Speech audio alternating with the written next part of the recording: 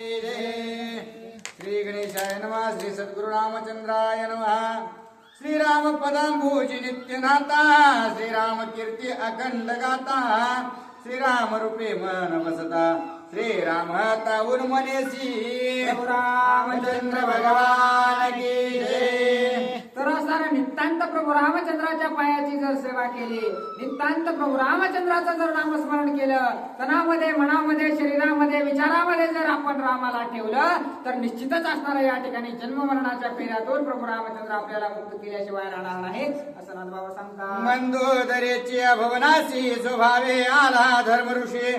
तिने पूजनिया त्यासी अत्यादरेशी पुसिले. आता असणाऱ्या ज्या वेळेस मंदोदरी मातेच्या महलामध्ये असणाऱ्या त्या ठिकाणी धर्म ऋषी आलेले आहेत, ते धर्म ऋषी आलेले पाहिल्याबरोबर मंदोदरी मातेने अतिशय आदराने असणारा त्यांची सेवा केलेली आहे. नारद मुनीच्या वचनासी परमविश्वास रावणासी. हे पूर्वकथा झाली कैसी विदेत तुम्हासी तरी सांगा. आता असणारे जे काही धर्म ऋषी मंदोदरी मातेच्या महलाच्या जवळ आलेले होते, त्यांची इत्यंभूत पूजा असणारी मंदोदरी मातेने केलेली आहे. आणि राजा रावणाला नारद मुनीच्या वचनावर एवढा विश्वास कसा? काय काय त्यांच्यामध्ये गुह्य गोष्टी झाल्या होत्या, काय त्यांच्या गप्पा झालेल्या होत्या, हे जर ऋषीवर या तुम्हाला माहित असेल तर तेवढं मला सांगण्याची कृपा करा असं मंदोदरी माता त्या धर्म ऋषींना प्रश्न विचारतात. ऋषी म्हणे मी सुधर्मता जाणे भूत भविष्यार्था. तुझ्या प्रश्नाचे निजकता सावधानता अवधारी. आता ते धर्म ऋषी मंदोदरी मातेला बोलू लागलेले आहेत की माझा धर्मच तो आहे, ते धर्म माझा असल्या कारणानं मला भूतकाळ भविष्यकाळ वर्तमान काळ या सर्व काळाबद्दल माहिती आहे. मी इत्यंभूत माहिती तुला सांगतो असं ऋषी बोलतात. पूर्वे भेटे सनत कुमारांचे त्यांच्या वचनार्थ श्रद्धेचे. त्याची पुसता नारद अपाचे आला विश्वासी परमार्थी. आता असणार पूर्वी सनत कुमारांची सुद्धा अशीच मला भेट झालेली होती, त्यांनी सुद्धा असाच प्रश्न केलेला होता असं असणारा धर्म ऋषी बोलतात. परी विरोध घ्यावी मुक्ती याची आवडे रावणाचे चित्ती. विरोध करावयाची स्थिती ऐक तुझं प्रत्ये सांगेन. आता असणारा प्रभू रामचंद्रांना जर देवाची भक्ती करून जर असणारा आपलं करायचं असेल तर त्याला 7 असणारा जन्म घ्यावे लागतात. आणि जर देवासोबत शत्रुत्व केलं तर ते 4 नाही तर 3 जन्मात प्रभू रामचंद्र भेटतात. अशा प्रकारे असणारा भक्ती करण्याची राजा रावणानं, विरोध भक्ती करण्याची राजा रावणानं ठरवलेली होती. ती कशामुळे झाली ती इत्यंभूत माहिती धर्म ऋषी सांगतात. रावण बैसोने विमानी स्वभावे जाता गगने. सनत कुमार देखील नयने दैदिप्यमान तेजस्वी. एक वेळेस काय झालं, राजा रावण विमानामध्ये बसून असणारा गगनामध्ये ज्या वेळेस असणारा फिरू लागले त्यावेळेस सनत कुमार असणारा त्यांना दुरून दिसले आणि त्यांना काय बोललेले आहे. जयांची अंग प्रभार वे सोमांची हरिले आभा. रात्री दिवसांची लोपली शोभा सच्चिद आभा तेजस्वी. आता असणारे जे काही सनत कुमार होते ते अतिशय दैदिप्यमान तेजस्वी अशा प्रकारचे राजा रावणानं दुरून पाहिलेले आहे. ऐसे ते तेजस्वी सदोदित ब्रह्मयाचे मानस सुत.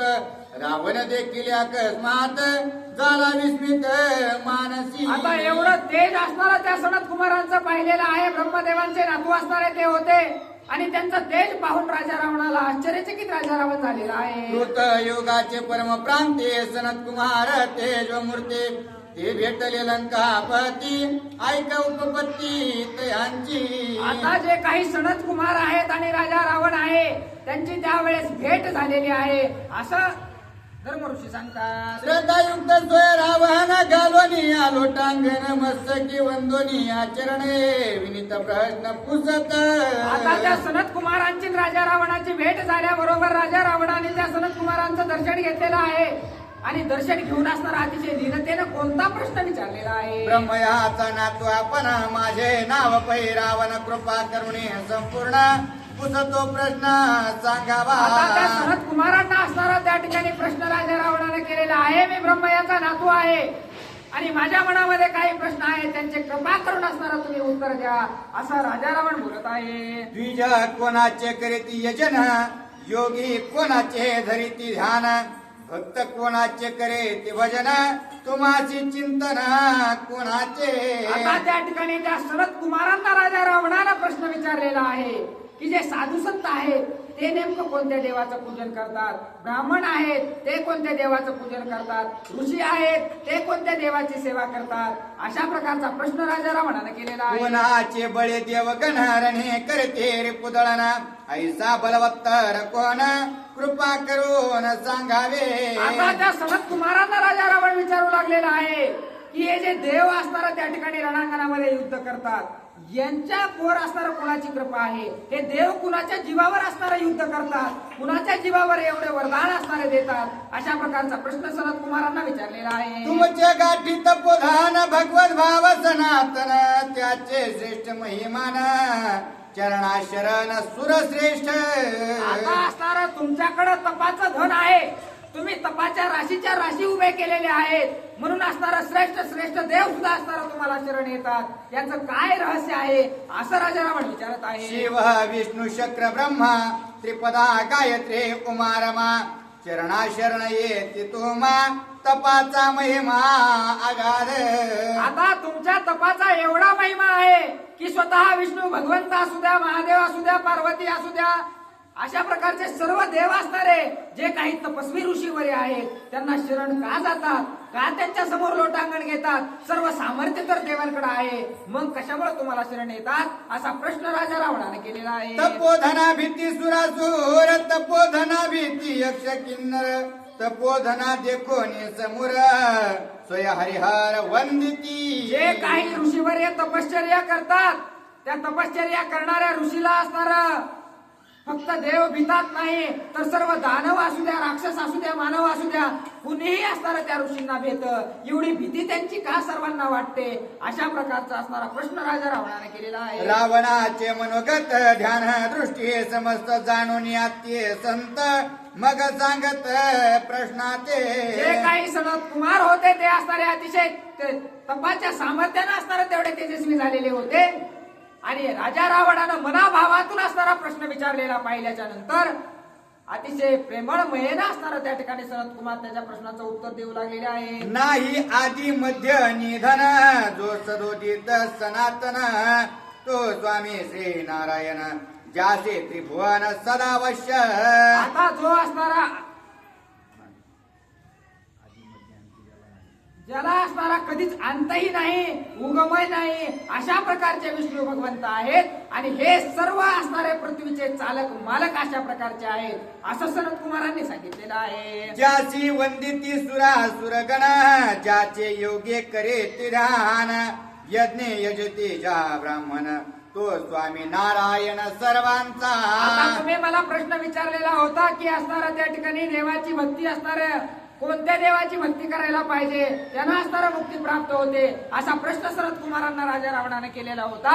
त्यावेळेस त्यांनी असणारा उत्तर दिलेलं आहे की ब्राह्मण सुद्धा विष्णू भगवंताची पूजा करतात, जे काही योगी आहेत ते सुद्धा असणारा प्रभू विष्णू भगवंताचं नामस्मरण करतात, सर्व जण मिळून असणारे विष्णू भगवंताची सेवा करतात, देव सुद्धा विष्णू भगवंताचं नामस्मरण करतात, असं असणारा सनत कुमारांनी सांगितलेलं आहे. जो विश्वस्रजी संपूर्ण, जो अंगे विश्व आपण, ज्याचने बळे सूरगणामृत पान करीताती. या विष्णू भगवंत आहेत त्यांच्यामुळे सृष्टी आहे, आणि त्यांच्या मध्येच असणारी सृष्टी आहे, आणि देव सुद्धा असणारा त्यांच्या जीवावरच असणारा आनंदानं संसार करत आहेत, असं असणारं त्या सनत कुमारांनी राजा रावणाला सांगितलं. ज्याची आगा निजसे ते तिळभरे वाटना, हिरे ते जो कुंदला से त्रिजगती, जो सर्वांभूती सभाये. तो विष्णू भगवंत आहे, या पृथ्वीच्या कणाकणामध्ये भरून उरलेला अशा प्रकारचा तो विष्णू भगवंत आहे. सर्वांचं असणारं जे काही अंतिम सत्य आहे ते असणारा विष्णू भगवंत आहेत, असं असणारा त्या ठिकाणी राजा रावणाला सनत कुमार सांगतात. ऐसा जो का जगत स्वामी, जो का वंद्याग मनिगमी, ज्याचे निबळे सुरोत्तमी, रिपू संग्रामी निर्दळीले. आता असणार जे काही रणांगण होतात, जे काही युद्ध होतं, जे काही देव असणार त्या ठिकाणी रणांगणामध्ये विजयी होतात, ते विष्णू भगवंताच्या आशीर्वादानच होतं. जे काही पृथ्वीवर पान हलतं ती असणारी त्या विष्णू भगवंताचीच सत्ता आहे, असं असणारं राजा रावणाला सनत कुमार सांगतात. ज्याचे न्याश्रयी नर यक्ष राक्षस किन्नर रणी जिंकिते सुरासुर, तो स्वामीचा आचार स्वय विष्णू. ज्याच्याही डोक्यावर विष्णू भगवंताचा हात आहे तो असणारा त्या ठिकाणी विजयी होतो, अशा प्रकारचं असणारं सनत कुमार सांगत आहे. नामे रथ जे पुरुष, ते स्वप्ने न देखते अपेश, त्रिभुवनीन माये यश ऋषिकेश निज स्वामी. हे असणारे देवाचे भक्त 24 तास असणार नामस्मरणामध्ये तल्लीन असतात. तेच भक्त निज विजयी अशा प्रकारचे होतात. कुठंच असणार त्यांना पैसे येत नाही असं सनत कुमार सांगतात. इंद्रिया प्रेरिता वारिता ऐसी जाची निज सत्ता ऋषिकेश तो तत्वता साई निज भक्ता सर्वार्थी. आता असणारं जे काही भक्ताचं मनोरथ आहे ते पूर्ण करण्यासाठी असणारा जो मनाभावातून नामस्मरण त्या विष्णू भगवंताचं करतो त्याच्यासाठी विष्णू भगवंत कुठेही हजर राहतात असं सांगतात. जनी जनार्दन निजी निज जनी जनार्दन सहजी सहज जनी जनार्दन भजनी भज सर्वार्थी पूज जनार्दन. आता जनार्दन असणारा म्हणजे विष्णू भगवंतच असणारा त्या ठिकाणी कुठेही कोणतीही पूजा केली तरी ती शेवटी विष्णू भगवंतापाशी जाऊन पोहोचते असं सांगतात. ऐकून ऋषींचे वचन विनित अतिप्रिय प्रश्न स्वय पुसत रावण वंदून चरण ऋषींचे. अशा प्रकारचं बोललं त्या ऋषींचं राजा रावणानं ऐकलेलं आहे की काही जरी केलं तरी सर्वजण मिळून असणार त्या ठिकाणी सर्वांचा मेन करता धरताच असणारा भगवंतामध्ये विष्णू भगवंत आहेत. हे ज्यावेळेस राजा रावणाला कळालं त्यावेळेस त्या ऋषींचे पाय धरून राजा रावणाने आणखीन कोणता प्रश्न केला. परम श्रद्धा ते प्रते रावण पुसे मुनी प्रते सुर सुरांते मारे ते त्याची कोण गते मज सांगा. आता दुसरा प्रश्न राजा रावणानं त्या सनत कुमारांना विचारलेला आहे. देव देवांना मारतात मग ते कोणत्या स्थितीला जाऊन पोहोचतात. जर एखादा देव मेला तर त्यांना काय मोक्ष भेटतो नरक भेटतो का काय भेटतं असा प्रश्न राजा रावणानं सनत कुमारांना विचारला. जे का श्री विष्णूच्या हाते निधडे वीर राणी पडते त्यांशी होय कोण गते तेही मज प्रते सांगावे. आता देवांनी जर एखाद्याला मारलं कुणीही असो राक्षस असो मनुष्य असो दानव असो त्यांना जर देवानी मारलं म्हणजे इंद्रदेव कुबेर यांनी जर मारलं तर त्यांना कोणती स्थिती प्राप्त होते आणि जर विष्णू भगवंतानं मारलं तर कोणती स्थिती प्राप्त होते असा प्रश्न राजा रावणाला विचारला. ऐकून रावणाचा प्रश्न सनत कुमार सोय आपण सांगिते गतींचे लक्षण सावधान अवधारा. अशा प्रकारचा प्रश्न राजा रावणानं विचारल्यानंतर सनत कुमार असणार त्या ठिकाणी त्याच्या प्रश्नाचं उत्तर देऊ लागलेले आहेत. सावधान चिंता नाही का. सुरवर हस्ते जे मरते त्यांचे स्वर्ग पंथ ऊर्ध्वगते क्षीण पुण्य ते थो निरिचवते माघारे येती गर्भवासा. आता जे असणारे इंद्रदेवाने एखाद्याला मारलं तर तो असणारा त्याचा जेवढा पुण्याचा साठा आहे तोपर्यंत असणारा त्या ठिकाणी स्वर्गामध्ये जाऊन राहतो. जोवर त्याचं पुण्य आहे तोवर तो स्वर्गात आहे आणि एकदा का त्याचं पुण्य संपलं की पुन्हा असणारा तो जन्म मरणाच्या फेऱ्यात येतो. अशी दशा असणारी जे काही देवाच्या हाताने मरतात त्यांची होते असं सनत कुमार सांगतात. गर्भवासाचे साकडे अतिशेष दुःख गाडे रावणात ते मी सांगेन तुझं पुढे निज निवाडे अवधारी. आता पोटाला येऊन जन्म घेणं हे याच्यासारखं वाईट दुसरं कोणतंच नाही ते इत्यंबित मी तुम्हाला सांगतो असं राजा रावणाला सनत कुमार बोलतात. केवळ रजसोलेचे रुधिर माझे पित्याचे रक्त मात्र तेही विटाळाचे शरीर अपवित्र निंद्यत्वे. अतिशय अपवित्र अशा प्रकारचा हा देह आहे असं सनत कुमार सांगतात. मातेची अवधार कुहरी विष्ठा मुद्रांचे दात रावरे जठराग्नी माझा रे नव माझवरी उकाडा. जन्माला येणं सोपं नाही. 9 महिने असणारा त्या ठिकाणी गोमुतात पचावं लागतं तेव्हा असणारा जन्म भेटतो असं बोलतात. गर्भवासाचे दुःख गाडे विष्ठाले पच उकडे नाके तोंडी रिगती किडे कोणा पुढे सांगे. जन्माला येणं मरणं एवढं काही सोपं नाही. 9 महिने तोंडात असणारं त्या ठिकाणी शी जाते सू जाते अशा प्रकारचं राहावं लागतं असं बोलतात. देखून गर्भींची अटक जीव अनुताप करे शंक विषय सुख गर्भींचे दुःख आक्रंदे हाके सोय मारी. आता असणारं गर्भामध्ये जन्माला येणं मरणं याच्यासारखं दुसरं दुःखच नाही असं सांगतात. विषयांपासी जन्म मरणा विषय गर्भ दुःख दारुणा विषय सुख ते नागवन विषय ते जाण महामैंद. विषयापासूनच या सर्व गोष्टी होतात. जो विषयामध्ये अडकलेला आहे तो असणारा भगवंताच्या सानिध्यात कवाच जाऊ शकत नाही. म्हणून असणारा जो विषयामध्ये गुरफटलेला आहे तो जन्म मरणाच्या फेऱ्यातून कधीच मुक्त होऊ शकत नाही असं बोलतात. विषय देह तरीचा वाघ विषय विश्वासे मारक महांग विषय तोचे सर्वांग दाख विषय सांग महावैरे. विषयासारखा वैरी असणारा दुसरा कोणताच नाही. जो विषयामध्ये अडकलेला आहे तो असणारा या जन्म मरणाच्या फेऱ्यातून मुक्त होऊ शकत नाही आणि जो भगवंताच्या सानिध्यात लागलेला आहे तो विषयामध्ये कधीच अडकू शकत नाही असं संत कुमार सांगतात. गर्भवासा पुढे देख अंधता मिश्र महान नरक ते तव बापुढे मशक परम दुःख गर्भवासी. जन्माला येणं याच्यासारखं दुसरं मोठं दुःखच कोणतं नाही असं संत कुमार सांगतात. जे देवांचे निहाते मरते ते पडते दुःखावरते स्वर्ग संसार आवरते जन्म भोगे ते अविश्रम. आता असणारा त्या ठिकाणी जे देवाच्या हाताने मरतात ते असणारा जोपर्यंत पुण्याचा साठा आहे तोपर्यंत स्वर्गात राहतात आणि पुन्हा जन्म मरणाच्या फेऱ्यात यायला चालू होतात.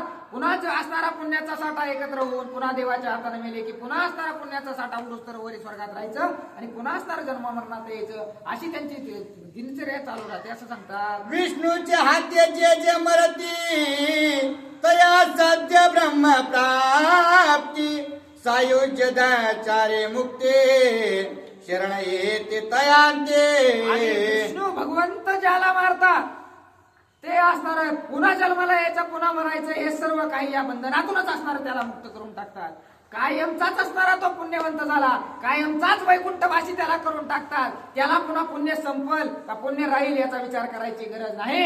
विष्णू भगवंताने एकदा त्याला मारलं की तो असणारा कायमचाच सुखी झाला असं नाथ बाबा सांगतात. चक्रधर जो जनार्दन त्याचे निहाते सभाग्य मरण अभाग्या नाटवे नाम स्मरण मग दर्शन ते कैचे.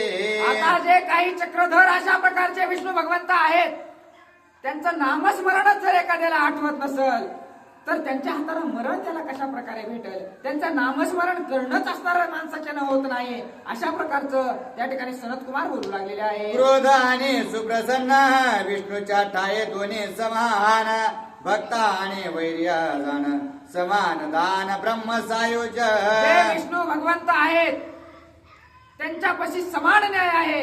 पापी जरी आला तरी त्याला मुक्तच करणार पुण्यवंत जरी आला तरी त्याला मुक्तच करणार.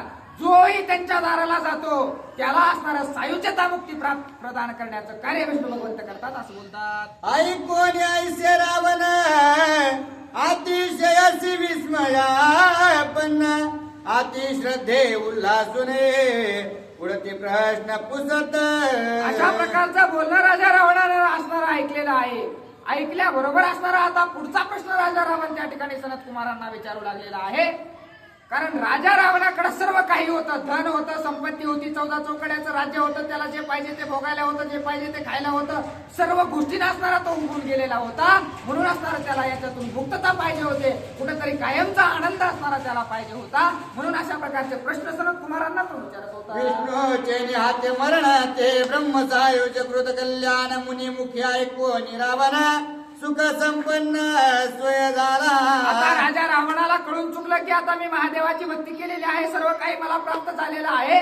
परंतु सर्वात शेवटची स्थिती कोणती आहे परमार्थामध्ये गेल्याच्या नंतर सुद्धा सर्वात शेवटचं समाधान कोणतं आहे याचा शोध राजा रावण लावू लागलेला होता. त्याला त्या सनत कुमारांनी ज्यावेळेस वाट दाखवली की विष्णू भगवंताच्या हाताने जर तुला मरण आलं तर तू सर्वच गोष्टीतून मुक्त अशा प्रकारचा होशील. त्यावेळेस राजा रावणाला आनंद वाटला. ऐसाच भाग्य काळ कोण मज विष्णूशी घडे रण विष्णू हास्य जाय माझा प्राण स्वय रावण हेची वांची.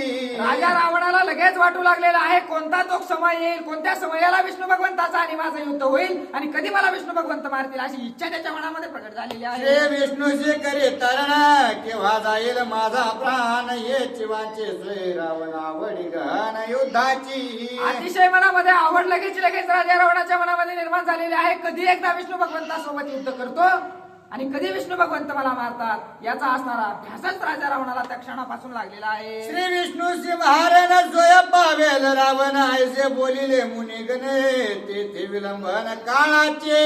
आता असणार त्या सनत कुमारांनी राजा रावणाला सांगितलेलं आहे की निश्चितच तुझं आणि विष्णू भगवंताचं युद्ध होणार आहे.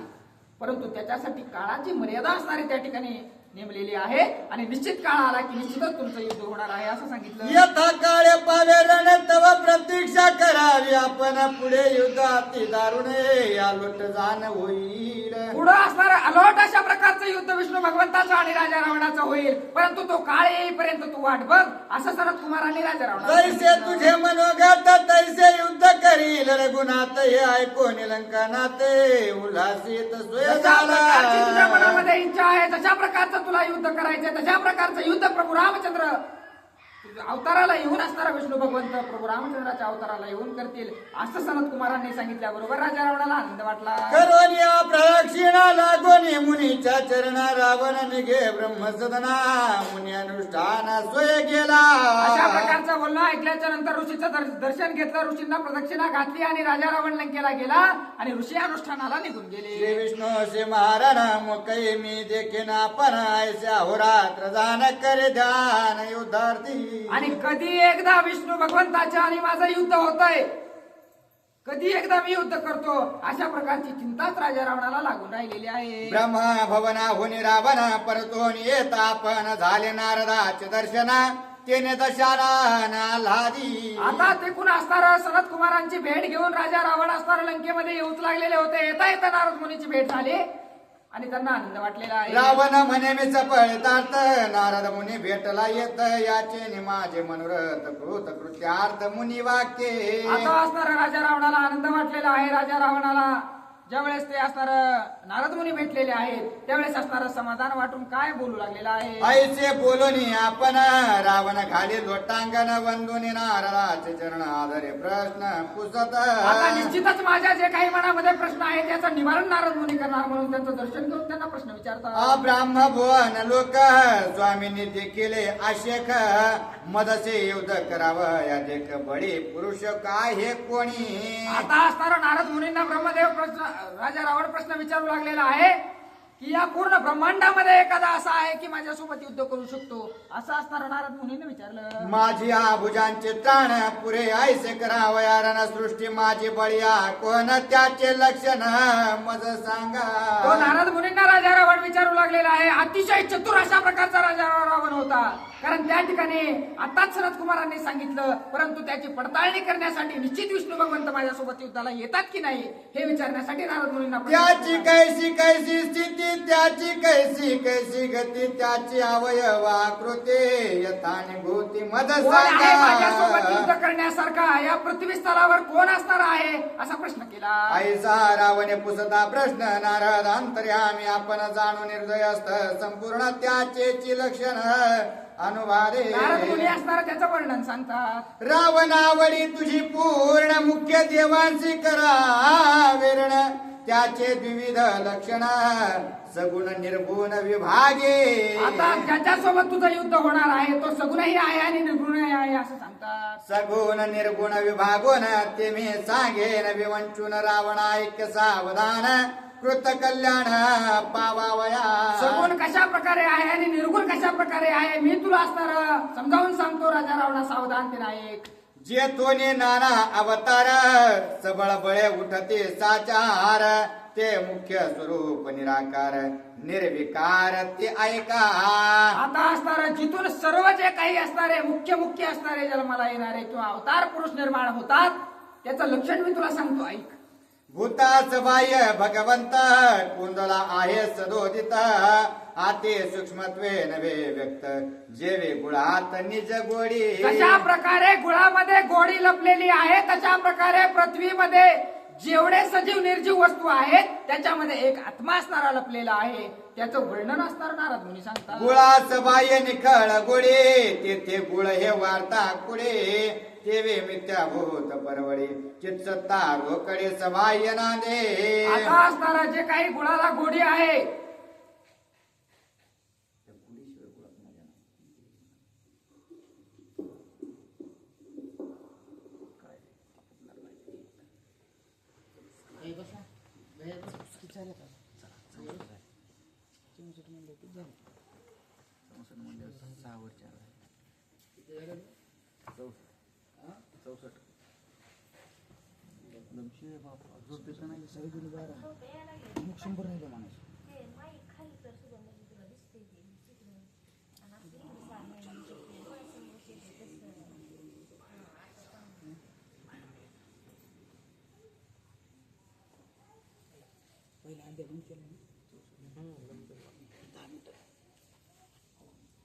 प्रभु रामचंद्र भगवान की जय. गुहा सवाहानिक गडी जेते गुळ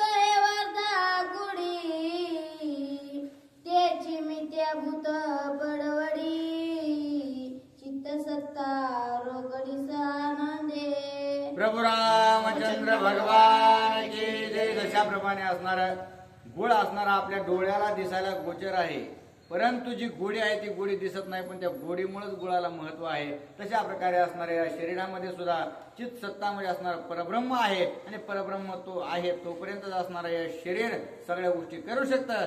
असं असणारा सत्ताधीश निराकार असणारा प्रभू रामचंद्र आहे. जे विसुमलक्षिता तत वस्त्रमात्र मिथ्या मात ते विलक्षिता भगवंत प्रपंच व्यर्थ मिथ्यात्वे. आणि जशा प्रकारे असणारा आपल्या डोळ्याला हे वस्त्र दिसतं किंवा जे कापड आहे ते कापड दिसतं, परंतु त्या कापडामध्ये जशा प्रकारे असणारा बारीक बारीक तंतू असतात आणि त्या तंतूपासूनच असणारा आपल्याला कापड दिसतं. तशा प्रकारे असणारं भगवंत प्रत्येक गोष्टीत असणारं त्या ठिकाणी सत्ता स्वरूप असा, परंतु निराकार आहे. दोरागी संप्रत्व नशे नसताची सप्रभ्रष्टाची भाषे देवी भगवंती प्रपंच नसे मिथ्या भाषे मूर्खासी. आणि जशा प्रकारे असणारा आपण अंगारात एखाद्या जागेवर गेलो तर असणारा जर दोरी पडलेली असते तर त्याच्या अंगावर आपल्याला साप असल्यासारखे असणारं वाटतं, परंतु ते जशा प्रकारे भ्रांती असते तसं असणार आपल्याला हा प्रपंच डोळ्याने दिसायला लागतो, परंतु तोच प्रपंच असणारा भगवंत आहे आणि प्रपंचाच भगवंत आहे. ही असणारी जशा प्रकारे भ्रांती आहे तसा असणारा भगवंत त्या ठिकाणी या संसारामध्ये लिप्त असा आहे. स्वरूप लक्षिता साचर मिथ्या ब्रह्म विष्णू शिव शत्र जे ते कैचे घास सचाक्षर वस्तुचित मात्र सदोदित. आणि आता असणारा आपण आपल्या गोष्टीसाठी आपल्याला सुलभत्व प्राप्त होण्यासाठी असणारा ब्रह्म विष्णू महेश हे असणारा त्या ठिकाणी आपण मानलेले देव आहेत किंवा ते देव आहेत, परंतु या तिघांना सुद्धा असणारा चालवणारी जी काही सत्ता आहे या सगळ्यांना असणारा सदा उदित ठेवणारा सगळ्या असणारा उत्क्रांतीला पावणारा जे काही तत्व आहे ते म्हणजे निराकार भगवंताचं तत्व आहे. नाही आकाश रवी कराविलास नाही आयुष्य मंगा कायचा नाश या लागी अवयविनाश मनती परेश परमात्मा.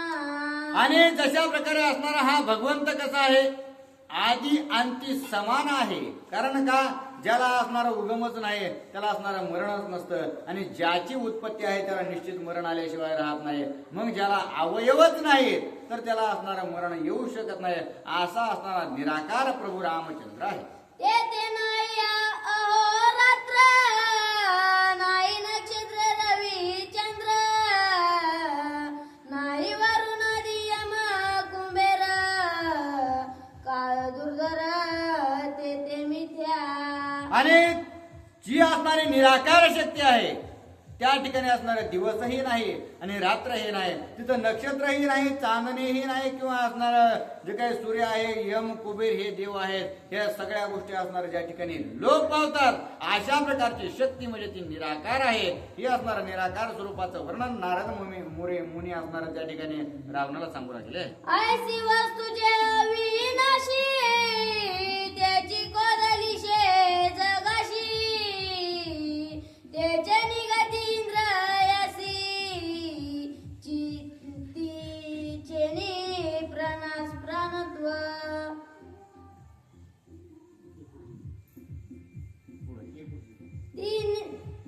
तिचे प्रकाशे अहोरात्र तिचे तपती रविचंद्र तिचे परभूते साचर चराचर तिने अतिव्याप्र.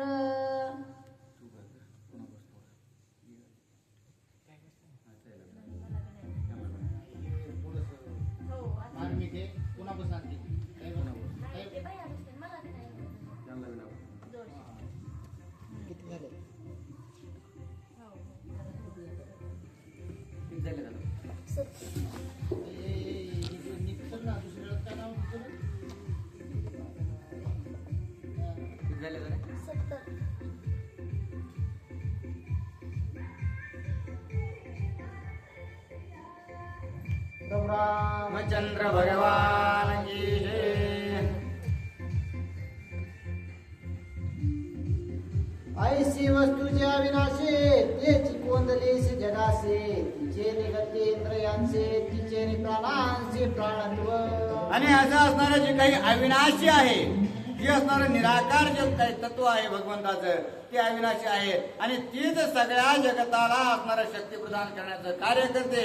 जो इंद्रदेव सुद्धा असणारा सगळ्या देवादिकांना चालवतो तो असणारा त्याच निराकार शक्तीने चालवत आहे. तिचे प्रकाश अहोरात्र तिचे तपते रविचंद्र तिचे पंचभूते साचार चराचर तिने अतिव्याप्त. आणि ती जी निराकार शक्ती आहे त्यामुळेच असणारं जे काही आपल्याला प्रकाश दिसतो, आपल्या असणारं आपल्या डोळ्याने आपण पाहू शकतो, सूर्याला जे तेज प्रदान करण्याचं कार्य आहे. जे पंचमहाभूत आहेत ते पंचमहाभूत असणारे म्हणजे त्यांच्यामध्ये असणारं ताकद भरण्याचं कार्य सुद्धा ही असणारी निर्गुण निराकार शक्ती करते. अशा प्रकारचं निराकाराचं स्वरूप नारद मुनी सांगतात. तिचे ओंकारापण तिचे सत्या सत्यपण तिचे गायत्री पावन वंदे ब्राह्मण तेने तेजे. आणि जी असणारा अत्यंत सत्यत्वाची प्रचिती करून देतात त्याच असणारा सत्यत्वाच्या प्रचितीमुळे असणारं गायत्री मंत्राला महत्व आहे. त्याच्याच असणारा सत्यमुळं ब्राह्मणाला सुद्धा असणारं त्या ठिकाणी पूज्यत्व प्राप्त होतं. अशा प्रकारची निराकार शक्ती असणार ज्याच्यामध्ये असणार सत्यत्वाने किंवा असणार सात्विक गुणाने पुरून राहील त्या ठिकाणी असणार महानता प्राप्त होते. ब्रह्मा विष्णू शंकर हे वस्तूचे गुणावतार वस्तू निर्गुण निर्विकार चराचर व्यापुने. आणि ते जे ब्रह्म विष्णू महेश आहेत त्यांच्यात सुद्धा असणारी जी काही शक्ती आहे ती एक तत्वाने आहे. फक्त त्यांचं असणार एक काम आहे की रज तम आणि सत्व या तीन गुणांचा असणारा ते गुणतत्व म्हणून असणारा सांभाळतात. अशा प्रकारे या सर्वांना चालवणारी निर्गुण शक्ती आहे. उभे आळवे विणवण सुत त्या नाव पै वस्त्र म्हणत व्यापक भगवंत त्यासेच मनात प्रपंच. आणि असं असणार ज्यावेळेस वस्त्र बनवलं जातं, कापड बनवलं जातं, त्याच्यामध्ये असणारे आडवे उभे असणारे धागे जोडले जातात आणि त्याच्यामुळं त्याला वस्त्र अशा प्रकारे म्हणलं जातं. मग तसंच असणारा हा जो प्रपंच आहे तो आडवे असणारा त्या ठिकाणी आपली जी काही वागणूक आहे सत्यत्वाची किंवा असणार सात्विकाची रजाची तमाची या सगळ्या वागणुकीमधून असणारा कोण त्या ठिकाणी भगवंताला प्रिय आहे ही जी असणार करण्याची कृती आहे ते म्हणजे असणारा हा प्रपंच आहे. तोची धरा तोची धराधर तोची विश्व तोची विश्वाधार तोची भूतात्मा साचार त्यासी संसार मानिती मूर्ख. आणि तोच भगवंत असणारा या पृथ्वीला सांभाळणारा आहे. तो पृथ्वीही असणारा तोच आहे. जशा प्रकारे असणारा एखादी मूर्ती असणारा जर साखरेची बनवली किंवा असणारा कोणत्या एखाद्या धातूची बनवली तशा प्रकारे पूर्णत्वाने त्या मूर्तीमध्ये जर साखरेची बनवलेली असली तर त्याच्या गळ्यातील अलंकारही साखरेचे असतात, त्याचं मुखही साखरेचं असतं, त्याचं असणारं वस्त्रही साखरेचे असतात आणि त्याला ठेवण्याचं जे आसन बनवले असतं तेही साखरेचं असतं. तशा प्रकारे असणारी जी सर्व सृष्टी आहे ती असणार भगवंतमय आहे. परंतु आपण असणाऱ्या प्रपंच मध्येच असणारा आपला भगवंत असं समजतो ते मानणारे मूर्ख आहेत असं नारद आपल्याला सांगतात. कोणी नारदाचे वचन रावण झाला अति उद्विग्न पुढे करून या नमन काय आपण पुसत. आणि ज्यावेळेस निराकाराचं वर्णन नारद मुनीने रावणाला सांगितलं त्यावेळेस असणारा रावण हपकून गेलेला आहे आणि पुन्हा नारद मुनीला असणारा प्रश्न विचारू लागला. रूप सांगितले निर्गुण त्यासे करिता नैरण माझ्या भुजांचे पुरे त्राण तैसा संपूर्ण बळी सांग. आणि नारद मुनीला सांगितलं की हे मुनीश्वर आहो तुम्ही असणारं ज्याचं वर्णन करताना त्यासोबत आकाशासोबत कुठं असणारं युद्ध करता येतं का? मग निर्गुण निराकार जर भगवंत असेल तर मी कसं असणारा युद्ध करेल? माझ्या विषयी हातांनी मी असणार त्याच्यासोबत ताकदीने लढू शकेल असा असणारा सगुण स्वरूप मला सांगा. नारद म्हणे दशानन तुझसे करावयारण देव दानव मानव जान नाही अंगवान ये समये. पण त्यावेळेस नारद मुनींनी सांगितलं की हे रावणा अरे तुझ्या गोष्टी विचारू लागल्या तुझ्या समोर उभा राहण्यासाठी देव दानव मानव असणार कुणीही योग्य सध्या तरी स्थितीला नाही. मज पाहता लोक तिने युद्ध करावया तुझे ठाये बढिया न दिसे ये समये सत्य पाहे लंकेशा. आणि हे राजन अरे तू ज्या गोष्टीची अपेक्षा करू लागल्यास आताच्या स्थितीला असणाऱ्या या त्रिभुवनामध्ये तुझ्या समोर उभा राहणारा एकही रणयोद्धा नाही. रावण अनुवाले आपण दिग्विजय करिता जाण नाही युद्धामध्ये समान हे संपूर्ण मी जाणे. मग त्यावेळेस रावणाने हे सांगितलं की हे नारद मुनी, तुम्ही असणारा सांगता की मला मारणारा कुणीतरी आहे आणि पुन्हा तुम्हीच म्हणता की या त्रिभुवनात तुला मारणार नाही. मग मला मारणारा सध्या तरी स्थित नाही हे मला माहिती आहे, पण नेमका मग मारेन तरी कोण हे तरी सांगा. मजसी करावयारणा थोरल्या देवासी अंगवन इतर योद्धे मज पुढे तृण त्याचे लक्षण मज सांगा. आणि माझ्यासोबत युद्ध करण्यासाठी जे देवाधिक आहेत ते असणार, त्यांच्यामध्ये ताकद नाही, ते पुरुषार्थी नाहीत. जे काही थोरले देव म्हणजे ब्रह्म विष्णू महेश या तिघांमध्ये असणारा ताकद आहे, यांच्यापैकी कोण मला मारणार आहे हे निश्चितपणे सांगा. थोरल्या देवासी अंगवना तो का नाही करावयारण तोही लपतो मज भेन त्याचे भेडपण दिसत आहे. बरं, हे जे थोरले देव आहेत ब्रह्म विष्णू महेश यांच्यामध्ये जर असणारा ताकद आहे मला मारण्याची, ते साक्षात माझ्या समोर युद्ध करण्यासाठी काय येत नाहीत हे देखील मला सांगा. ऐसे बोलतात शारणा नारायण विस्मय हास्यवदन मुख्य देवासी करावयारण काय कारण ते सांग. आणि त्यावेळेस असणाऱ्या नारद मुनीने त्याला सांगितलं की हे रावणा, तू असणाऱ्या ज्या गोष्टीचा विचार करू लागला आहेस ते असणार मुख्य कारण जे काय आहे ते तुला सांगतो, असं असणारा नारद मुनी बोलतो. देवांशी करितारणा निमाल्यान सोडे जन्म मरण मुख्य देवे वदिला जाण ब्रह्मत्व परिपूर्ण अवाप्त. आणि तुझ्यासोबत युद्ध करण्यासाठी ते असणार साधारण नाहीत, त्यांच्या योग्यतेचं असणार तुला व्हावं लागणार आहे. कारण देवासोबत युद्ध करून असणार तू स्वर्गाची संपत्ती मिळवशील, पुन्हा असणारा जन्म मरणाला येशील. आणि तुझं आतापर्यंत पापही तितकं झालं नाही की ब्रह्म विष्णू महेशाला असणार तू भेटावं, आणि पुण्यही तितकं झालं नाही की त्या तिघांची असणारी प्राप्ती करावी. कारण त्या तिघांपैकी एकाला जर तू भेटला तर निश्चितच असणार ते ब्रह्मसायुज्यता तुला देतील, गर्भवासातून तुला मुक्त करतील. म्हणून तुझी योग्यता नाही आणि त्याच्यामुळे ते तुला मारत नाहीत, असं नारद मुनींनी असणाऱ्या उत्तरामध्ये सांगितलं. हे मज लागी निज कुण सरकाधिके सांगितले जाण या लागी मुख्य देवासी रण करावया मना उद्यत. आणि त्याच्यामुळे असणार रावण आता म्हणू लागला आहे की मला सुद्धा असणार आहे जन्ममरणाचा कटाळा आलेला आहे, म्हणून असणार मला त्या भगवंतासोबत महाविष्णू सोबत असणारे युद्ध करायचे. आणि त्यांच्यासोबत युद्ध केल्यानंतर असणारे मी निश्चितच ब्रह्मसायुज्यता मुक्ती प्राप्त होईल हे सनत कुमाराने सांगितलंय. आणि म्हणून आता माझं मन असं करतंय की केव्हा एकदा त्यांच्यासोबत मी युद्ध करेन. ऐकोनी रावणाची उक्ती नाराज संतोषाला चित्ते जेने पावे ब्रह्मप्राप्ती ते श्रीराम मूर्ती स्वय सांगे. मग आता नारद मुनीने ऐकल्याबरोबर नारद मुनीला असणारा खून पटली आणि तेच प्रभू रामचंद्र भविष्य काळामध्ये अवतार घेतील ही खूण असणारा नारद ऋषींना पटलेली आहे. नीलोत्पल धन श्यामा राजे वलोचन श्रीराम ज्याच्या श्यामता लोपले वेम घनश्याम श्रीराम मूर्ती. आणि जे प्रभू रामचंद्र असणारा भविष्य काळामध्ये अवतरित होणार आहेत त्या प्रभू रामचंद्राची असणार जी काही कांती आहे तर नीलवर्णी अशा प्रकारचे असणार आहे. डोळे जे आहेत कमळाप्रमाणे असणाऱ्या शोभनीय असणार आहेत. त्या प्रभू रामचंद्राच्या शरीराच्या असणाऱ्या निळ्या रंगामुळे असणाऱ्या जे काही आकाश आहे त्याला सुद्धा असणारा निळसरपणा येऊ लागणार आहे.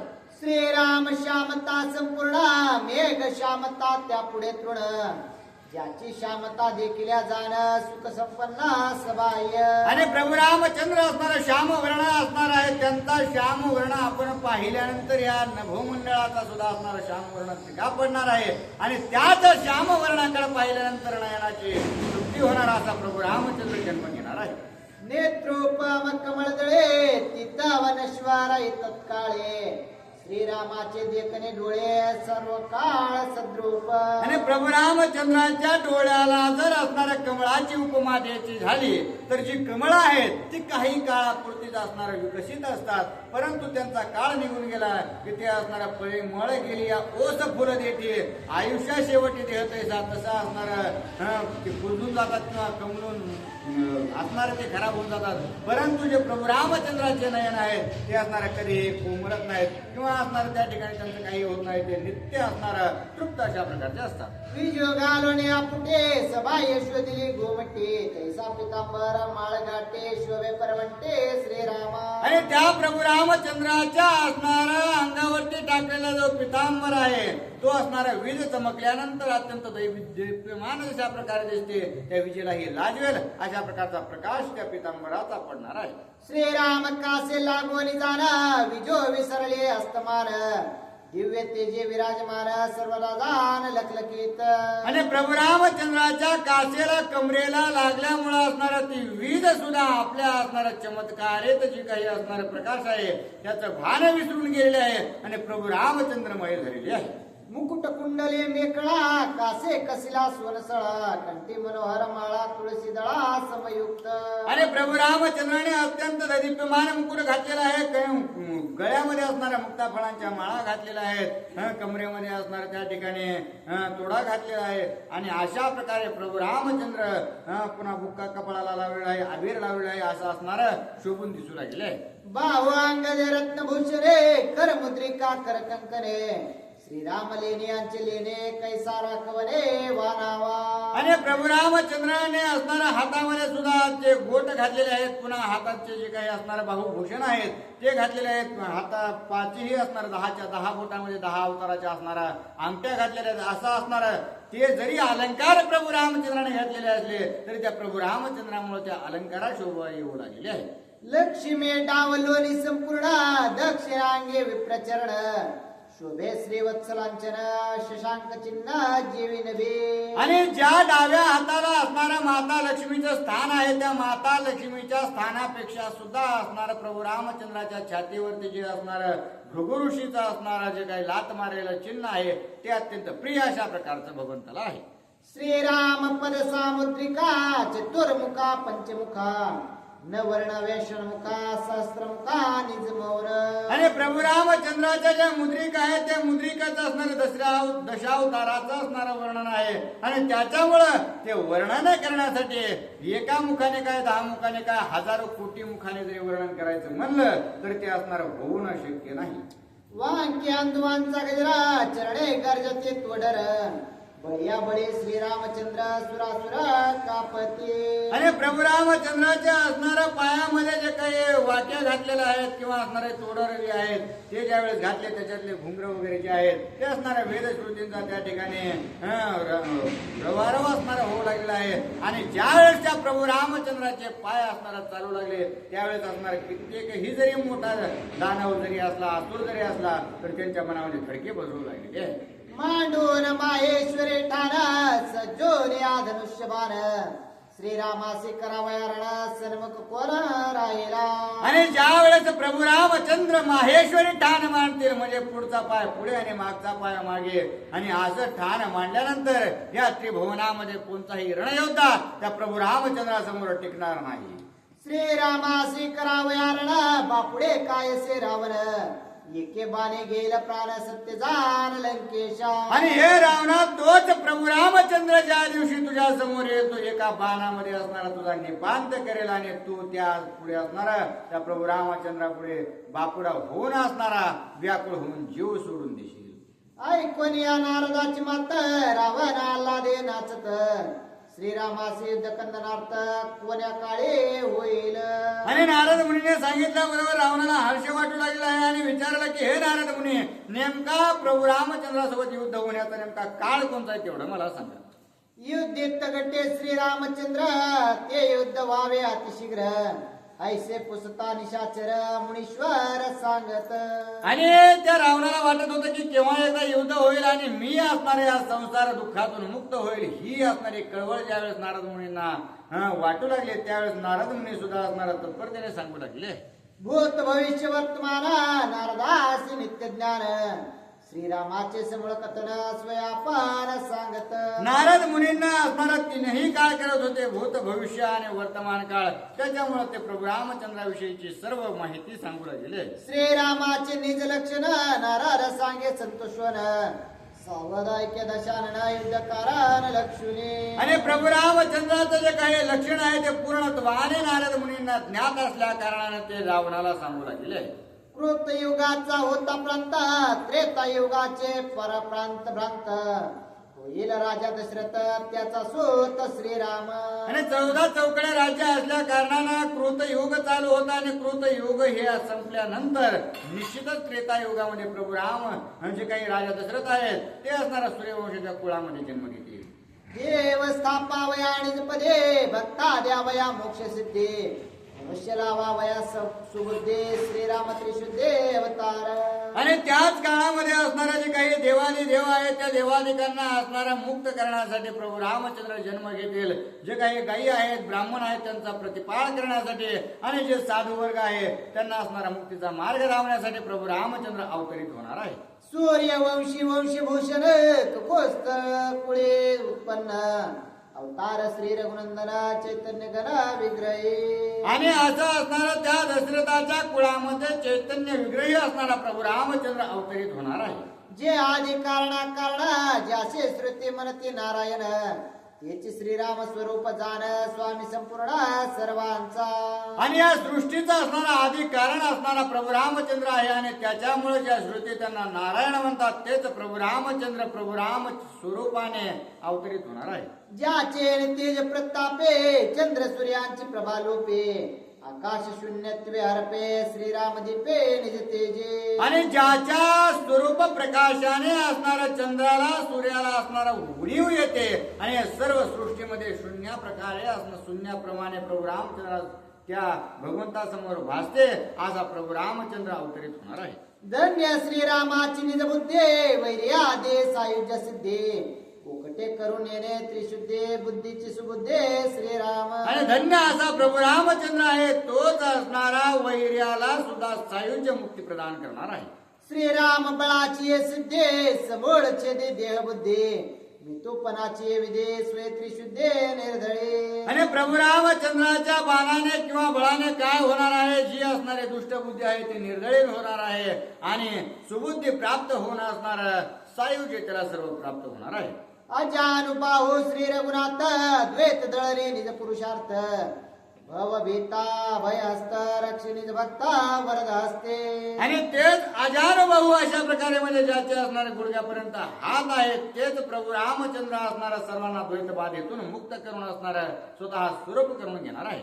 अगार श्रीरामाचे सत्व जग जन्म मरण विकार वेत सकळ विश्व प्रतिपालित न करिता घात निर्दळी. आणि हाच प्रभू रामचंद्र असणारा त्यांना मारून सुद्धा असणारा त्यांना निश्चितपणाने आपल्या स्थानावर प्राप्त करून देणार आहे. श्रीराम शांतीची नवल परे अपकार चावणे अंगावरे अपकार्या होय उपकारे अगार थोरे शांतीचे. आणि प्रभू रामचंद्र असणारा आपला शांतपणा जो आहे तो पूर्णत्वाने पालन करणार आहेत आणि निश्चितपणाने जरी आपल्यावर किंवा प्रभू रामचंद्रावर अपकार केला तरी त्या अपकार करणाऱ्या सुद्धा असणारा निश्चितपणाने उपकार करण्याची क्रिया प्रभू रामचंद्र करणार आहे. ऐसिया श्रीराम शांत स्थिते साहोणी भूतांची उद्धते पृथ्वी साले परम शांती सहज स्थिते निज शांती. आणि या सर्व असणाऱ्या राक्षसांचा भूतांचा उद्धटपणा सहन करून सुद्धा प्रभू रामचंद्र आपल्या शांततेने या सर्व जगाला जिंकणार आहे. मध्यान्ह काळींच्या सूर्यापुढे पाहता दृष्टी अंधार पडे देवी संग्रामी श्रीरामा पुढे कोण बापुढे राहील. परंतु ज्यावेळेस प्रभू रामचंद्र असणाऱ्या रणभूमीवर उभा राहतील त्यावेळेस असणारा दुपारच्या सूर्यापुढे कुणी पाहू शकत नाही आणि जरी पाहिलं तरी जशा प्रकारे अंधारी येते तसं असणाऱ्या प्रभू रामचंद्रासमोर युद्धभूमीवर उभा राहिल्यासारखं होणार आहे. देखता श्रीरामाचे बाण धाकेची वीरांचे जाती प्राण त्याचे सन्मुख करावया रण राहे कोण संग्रामी. आणि ज्या वेळेस प्रभू रामचंद्र बाण सोडतील त्या बाणासमोर उभा राहण्याची असणारी एकाची योग्यता नसणार आहे. प्रत्येक जण असणार त्या बाणासमोर आला की निश्चितच जीव सोडून देणार आहे. श्रीराम स्वरूप दर्शन सहसा पावो शकी कोण हे विषयांचे निरूपण सावधान अवधारे. आणि प्रभू रामचंद्राचं जे काही स्वरूप आहे ते सहजासहजी कुणालाही पाहता येत नाही परंतु त्याच गोष्टी विषयीच असणार जी कथा आहे ती मी तुम्हाला सांगतो असं नाथबाबा बोलतात. ज्याचे श्रीराम सुप्रसन्न त्यासेच बेटे रघुनंदन इतरांचे ज्ञान ध्यान त्रणा समान श्रेष्ठत्व. आणि ज्याला प्रभू रामचंद्रांना भेटण्याची इच्छा आहे त्यालाच असणारा प्रभू रामचंद्र भेटतील. उगीच असणारा बाकीच्या जगाने ज्ञानाचा आणि ध्यानाचा अट्टहास केला तरी त्याच्याकडे असणारा प्रभू रामचंद्र जाणार नाही.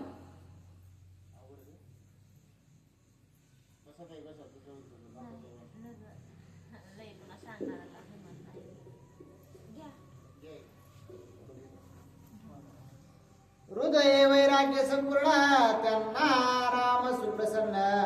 वैराग्य विन ज्ञान ध्यान तृणासमान श्रेष्ठत्व. आणि असा असणारा प्रभू रामचंद्र या सगळ्या गोष्टी करतील, परंतु या सगळ्या गोष्टीचा असणारा मान अपमान जो आहे त्याच्यापासून विरक्त होऊन असणारा वैराग्य मूर्ती दिसतील.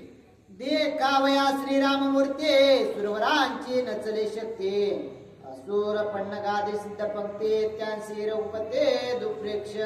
आणि ज्या प्रभू रामचंद्र असणाऱ्या योग्याधिकांना भेटत नाही ते असणाऱ्या त्या देवाधिकांना सुद्धा असणाऱ्या असुरांना सुद्धा दिसण्यास अयोग्य असं होतील. तपस्वी तपयुक्ते सांचिते दे तपसंपत्ती. तपाची स्वर्गावरी गती त्यांचे रौपते भेटेना. आणि कुणी कुणी असणारा आपल्या आयुष्याचे आयुष्य तपामध्ये घातलेले आहेत, परंतु असणारा त्यांना प्रभू रामचंद्राने दर्शन दिलं नाही. ज्याला असणारा भगवंताला दर्शन देण्याची इच्छा आहे त्यालाच भगवंत दर्शन देतील.